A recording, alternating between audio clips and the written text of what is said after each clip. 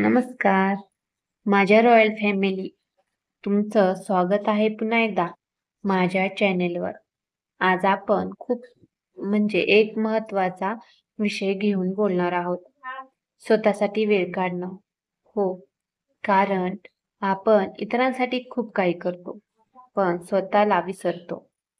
दिवसभर आपण घर, काम, मुलं, जबाबदाऱ्या यात इतके गुंतून जातो की स्वतःसाठी 5 मिनिटं सुद्धा काढत नाही.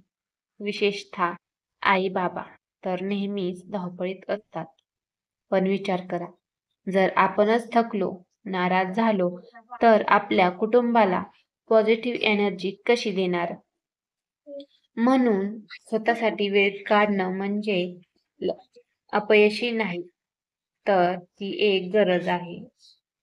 सकाळी 10 मिनिटं शांत बसून चहा घेणं, आवडती गाणी ऐकणं, थोडं वाचन करणं किंवा फक्त मोबाईल बाजूला ठेवून शांतीत श्वास घेणं.